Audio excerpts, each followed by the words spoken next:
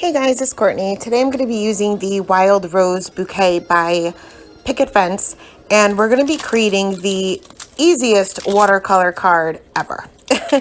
So this is a huge image. So I have a piece of Bristol Smooth cardstock here, and I'm using my Misty because it is such a large image. And I'm just kind of centering that wherever, it doesn't really matter. Going to treat my panel here with my anti-static tool and then ink up the stamp with Versamark ink. And I'm going to stamp this twice because it is a clear sticky ink. I can't really tell if I've gotten a great impression the first time. So I inked it up again and gave it really good pressure and made sure that I was getting a good impression, because who knows until we sprinkle on the embossing powder.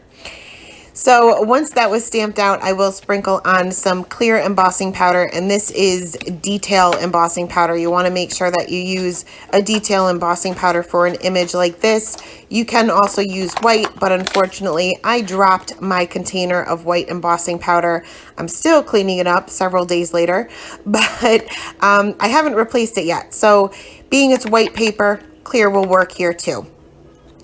So I brushed away any excess that's kind of sticking in places that I don't want it to with a dry paintbrush. Made sure that my heat gun was completely heated up before bringing that to the paper, because even if it's completely heated up, you will have a little bit of warping. Went ahead and heat set that, and then I'm going to go ahead and tape this down to a board because I'm going to be using a whole lot of water here, which will make the paper warp even more than it already is. So you can use painter's tape, you can use post-it note tape. I just use washi tape here, and I had a little bit of a hard time taping it down because it was warped. You kind of have to hold it down with one hand and tape it with the other. But once that was done, we're going to use the ARTEZA Real Brush pens here, and I'm starting off with just the background. I scribbled some onto an acrylic block, and I'm going to get my paper wet to make it spread a little bit easier. This part is probably not necessary, but I'm going to go ahead and go in with my pen, and this is Dolphin Gray, and I'm going to go pretty much around the image, and I'm working pretty quickly here. I'm not being too particular. My image is embossed, so that's pretty much going to resist it, and if I go in areas that I don't want it to be, I can fix it later. Going to go in with a clean, wet paintbrush, not damp, it's wet. And I'm going to go ahead and start spreading that around. And I'm also going to pick some of this up on my acrylic block to help this spread out a little bit. Because I added this to wet paper, it doesn't really spread when you go in with the pen on to wet. It doesn't spread as much as I would have wanted it to. So just picking a little bit up on the part that we scribbled on the acrylic block makes that spread really nicely. I'm going to go ahead and flip this around just to make it easier so I don't put my hand into that wet area. And like I said, pretty much going around the image. The image is very hard to see on camera, and trust me, it's pretty hard to see in real life too. Until you start actually painting around it, it kind of helps pop things out a little bit. But you'll see every once in a while that I'll kind of twist and turn this a little bit so I can kind of see what I'm doing. There are also a few gaps in the center of the bouquet that is bare, I guess you could say. And I'm using the packaging off to the side to help me figure out where those areas are. I just picked a little bit up from that acrylic block and filled in those areas as well. Let that panel dry for about 3 or 4 minutes. It dries pretty quickly on the Bristol.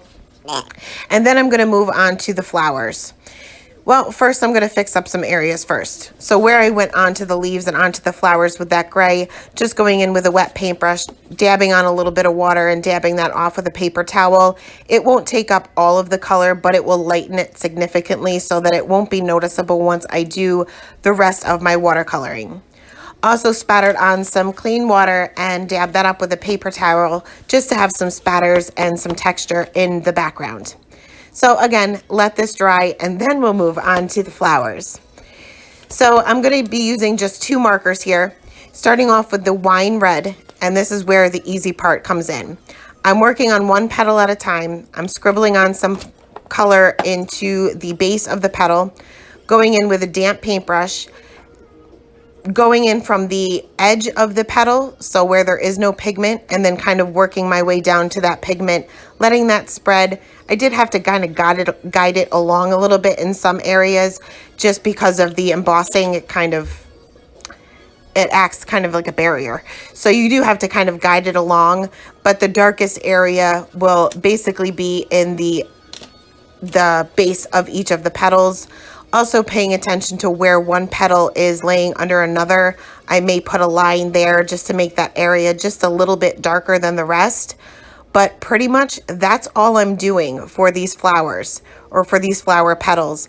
I am working on petals that are not touching each other, so you can kind of see that I'm skipping around all over the place because I don't want to work next to areas that are wet. They will blend even though there is embossing. I don't want to take the chance. Super, super easy. One color and you get all of that contrast.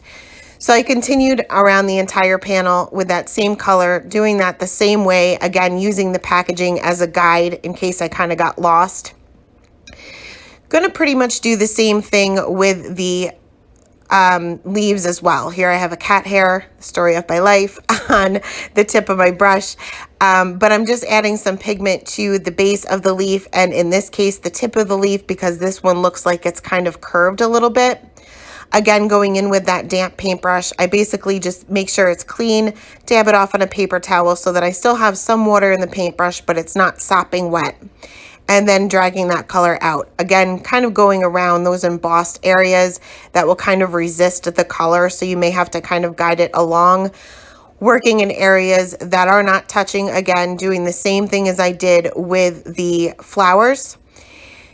Kind of sort of paying attention to the shape of the leaves. Some of them appear that they're kind of just straight, and others appear as if they're kind of curved. So I do kind of pay attention to that, but I'm not overly worried. This is kind of a messy watercolor look anyway. There also will be a shadow because these leaves are kind of tucked behind the flowers. I am also creating a shadow there. So basically where that petal is laying over the leaf, I'm going in with my pen. I'm also fixing some areas that I wasn't sure what it was in the beginning and went over it with the gray.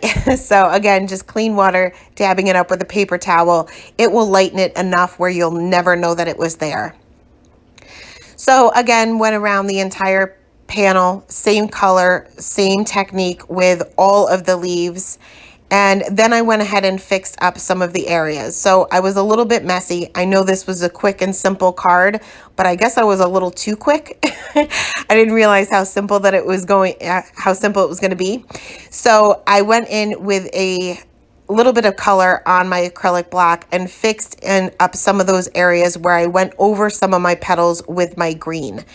And this was just pure error on my part. I just wasn't being too careful. So I just pretty much went over those areas, made them nice and wet. So I'm not really going in with a damp paintbrush. It's more of a wet one. And letting it sit there for just a second and then dabbing that up with my paper towel.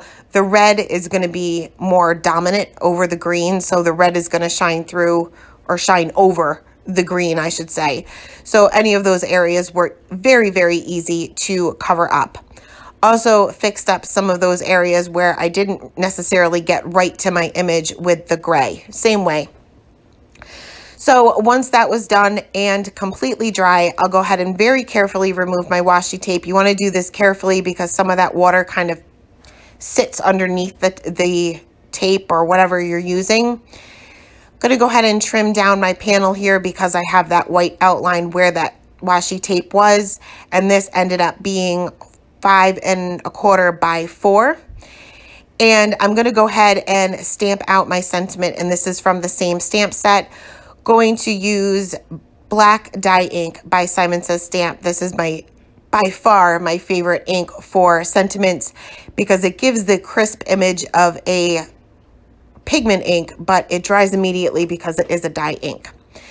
So I went ahead and stamped that on the bottom portion of my card panel, and I'm going to mat this onto a gray piece of cardstock that is cut just slightly larger than my panel itself. I'm using a ton of wet glue here because my panel is pretty warped, not only from the heat embossing, but from all of the water that I used. So I kind of just placed my hand down there and make sure that everything was stuck together.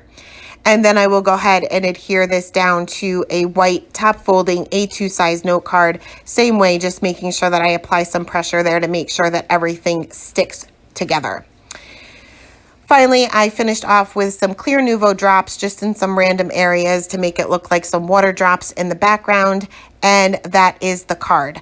I will leave all of the supplies listed below. Thanks a lot for stopping by and have a great day, guys. Bye.